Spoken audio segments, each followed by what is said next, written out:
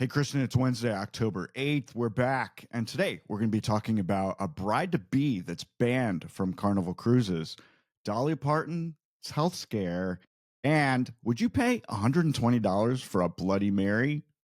That's today on the Swish Edition. Swish Edition, tune in for a listen. Travels, movies, and celebrities with Scott and Kristen.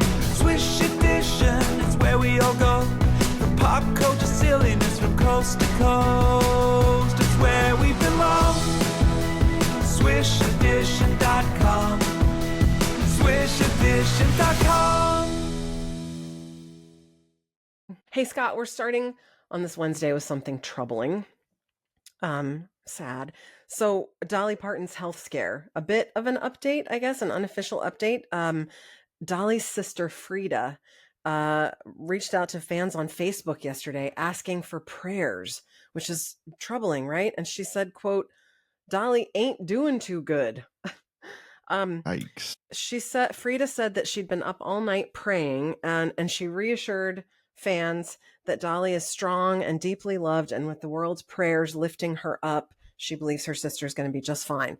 As we reported last week, everyone remembers, Dolly postponed her Las Vegas residency that was planned for this December to next September because she was dealing with health issues. And she said she wasn't going to have the time to plan and rehearse for the shows.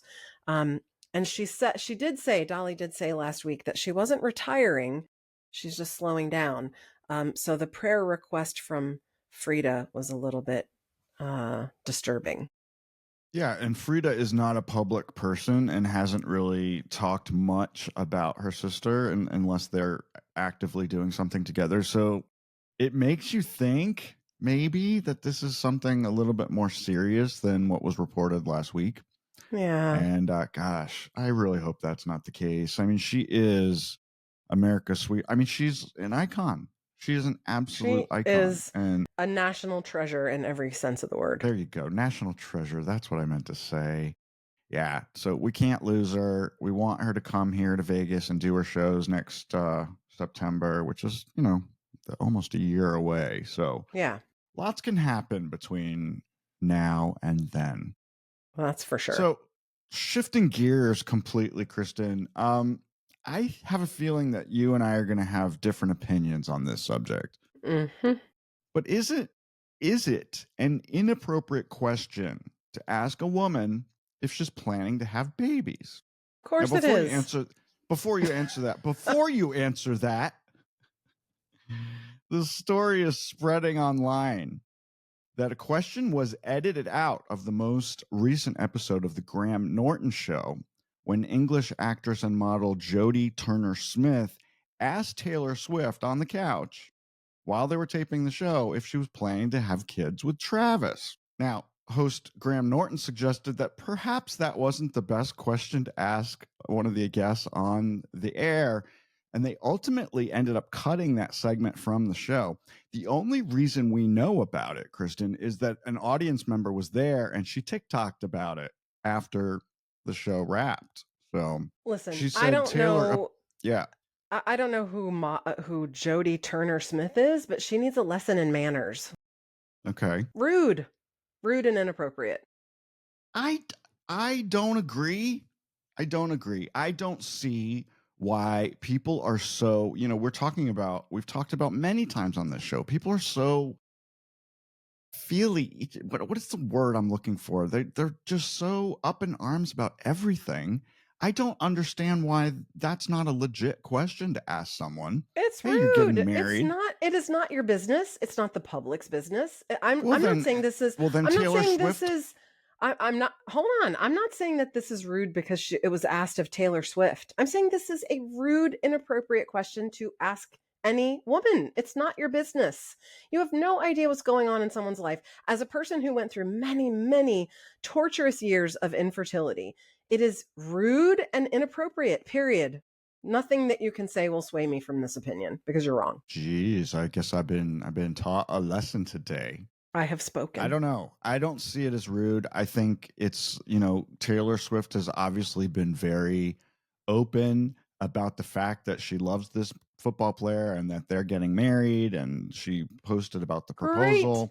Great. And if she wants to share about their plans, she'll tell you, but you don't get to ask. And she has. Rude. She has. She's been asked before by journalists. At one time, she answered a couple years ago that she wanted a minimum of 4 kids. Another time she said, I'm not going to have any kids at all because I don't want strange men pointing cameras at them, given her level of superstardom fame.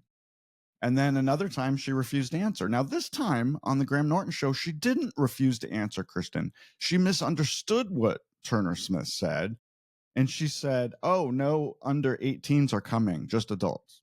She thought, are you going to have babies at your wedding? That's what she thought the question was all about. So then it was obviously shut down and taken out of the show. Or because maybe she didn't misunderstand. Maybe she was trying to help Jody out by saying, that is a ridiculously fucking rude question to ask me. So let me help you and answer a different question, dumbass. Maybe that. It's very possible. It's very possible. You've struck a nerve, in case you can't tell. I think it's it makes me mad that people think they're entitled to ask that question. It's not your business. It may be not, and maybe the person being asked can decide not to answer. But I think it's a legit question. I don't understand why it's not. It's not. It's incredibly rude. Anyway, moving on to more stupid things, more people behaving badly and stupidly. This one kills me. So, as you teased at the top of the show, a bride-to-be was recently kicked off of a cruise, a Carnival cruise ship, and banned for life. And why? Because she posted a video that went viral while she was still on the cruise, bragging about how much alcohol she managed to smuggle onto the cruise. So for anyone who has never been on a cruise, it's almost always forbidden on every single cruise line to bring your own alcohol, save for a bottle or 2 of wine, I think is usually the minimum. Yeah, usually 1 per person. Yes, because just like at a movie theater, they don't want you to bring your own food and drinks because they want you to buy your alcohol on the ship, right? So she was on the ship for her bachelorette party, and her trick, I still don't understand this, by the way. I don't understand the logistics of this, but her trick was to hide her booze in feminine hygiene product wrappers. I don't get that at all. I can describe it to you exactly because I watched the video. So a tampon comes in like a long cylinder kind of thing, right? So what she did is she basically took plastic test tubes and inserted them into the tampon wrapper. And so there was alcohol in them. And then she would have them in her purse. And then when she went up to like the buffet or a bar or something, she would just get a mixer, maybe just club soda or maybe some cranberry Coke, juice. And then she would pull the tampon out of her bag and dump the vodka into the drink. Robbing the cruise line of getting that vodka charge on that person's cruise OMG. card. That is very involved and calculated, and holy cow. So not worth the time. Okay. So Carnival, as with many other cruise lines, I would imagine, is very open about the fact that they monitor social media, right? For mentions of themselves. And so they saw her video and they promptly sent onboard security to her cabin to confiscate said tampon wrappers filled with alcohol. Yeah.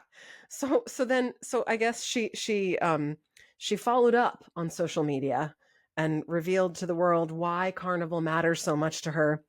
So she and her husband-to-be apparently met on a Carnival cruise. And so Carnival means a lot to us, she said in her video, pleading, quote, I take it all back. Just let me back on, please. Oh my goodness. It's so ridiculous. What a dum-dum.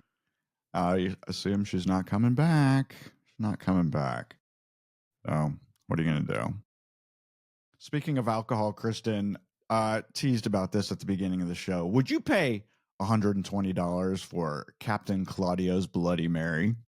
Hell no. There's a picture of it here. I'm going to put it up on the screen.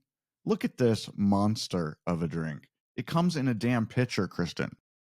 And what does it have on the side of it? It has an entire Maine lobster sitting in the drink, along with 8 shrimp, bacon strips, olives, celery, and grilled jalapenos. This is at Claudia's Waterfront in Greenpoint Harbor on Long Island, New York. And you can get it now for only $120. And I think you could split it with many people, given that it comes in a pitcher like that. No. What do you think? What do you think? I love a Bloody Mary, a spicy Bloody Yeah. Mary with lots of horseradish and maybe some Old Bay. Mhm. I love Bloody Marys. I do not understand the Bloody Mary monstrosity trend where there's all kinds of shit hanging off the side of it. That makes me anxious. That makes me Like feel an like, entire burger. how am I going to get to I can't even get to the drink. There's all this stuff. What am I going to do with it? How will I Right. drink it? I want no part of that. I just want a regular Listen. Bloody Mary, and I'll eat the lobster or the crab claws or the Separately. burger, whatever it is, separately. That's ridiculous. Yeah. I agree. It's a publicity stunt. And the owners of the 155-year-old restaurant say they know what they're doing. And people are coming from near and far just to order this drink and take pictures of it and put it on their Instagram. Yeah, I'm sure. I'm sure it sells all really they well. Yeah, that's all they want. It's all they want. But now I really want one. And I also would love to have lobster for lunch. That'd be great.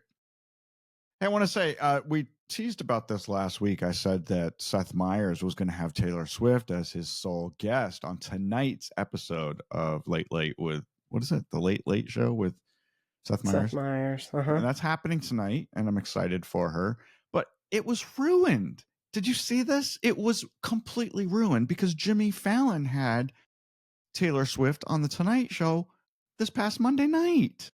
And if I was Seth, I would be pissed. I would be really pissed. Do they not coordinate those two shows on who the guests are going to be?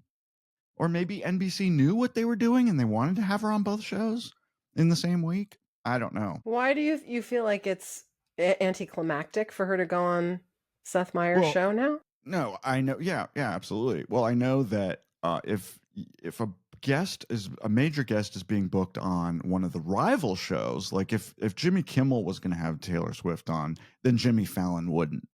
Not in a reasonable amount of time between the two. That's always done. So it's weird to me that they're overlapping with their own shows. And I think it kind of took the thunder out of Seth Meyers having her on tonight because she was already on Jimmy earlier this week. I feel like she is such a phenomenon that it's not as if people will say, oh, well, I already saw her on Fallon, so I don't need to watch her on Seth. The Swifties are going to tune in no matter what. I think she and Seth will have to agree ahead of time to talk about something other than what she talked about with Jimmy Fallon. Otherwise, it would be stupid. Well, what's crazy is that Taylor Swift was on the show with two other guests. There was another guest and a singer, which wasn't Taylor Swift. And they apparently taped a 45-minute interview, but then edited it all the way down to just, I don't know, 10 or 15 minutes, which is weird. But she's going to be the only guest on Seth Meyers' show tonight. So I guess I can report back on that later at another date. As a quick aside, I won't take up too much time, but speaking of Fallon, the singers from Huntrix from K-pop Demon Hunters were on Fallon last night and performed live, and they were so good and they're so cute and I love them. Did you stay up for it? We did. I was setting the DVR. Like, I can't even remember the last time I recorded something on our DVR. I can't believe we still have one. But I set it thinking that we would go to bed, and then it was like 11:15, and we thought, oh, let's just stay up and watch it. Way past our bedtime. You could have always watched it on Peacock today, because I think they have the next day episodes on Peacock. They do. Also, as a PS before we go, Kristen, did you see the moon last night? We couldn't. It was cloudy and overcast here. We couldn't see it. We tried. See, it's never cloudy here, so I actually saw it this morning. I got up at 4:15 this morning, and I was outside, and I could not believe how big and bright it was. It was unbelievable. And of course, the first thing I saw and the first thing I thought about was you, because Kristen, America, let me tell you about this. Kristen is unable to see the man in the moon. She absolutely refuses to even try. You've tried, it doesn't make any sense to me. Yeah. You can't see it. I mean, I get it now. Like, Scott and I used to argue about this when we were teenagers. I sort of get it now, but I don't know. Back then I thought it was dumb because I always thought when people said they saw the man in the moon, I thought they meant like a man, like an outline of a whole man, like the whole body. No, just his face. On the moon. Just his face. So it confused me, and then it pissed me off that, anyway, yeah. Yeah, that she was the only one that didn't get it. Well, there's lots of things you don't get. Very few, my friend. Very few. Very few. All right, that's it. That's it for Wednesday. We'll be back tomorrow for another edition of the Swish Edition. Bye, Kristen. Okay, bye. Can you? The Swish Edition is a production of Bethwick Media, LLC. Learn more about the show at swishedition.com. And don't forget to subscribe and leave a review on your favorite podcast app or site. But only if you like us.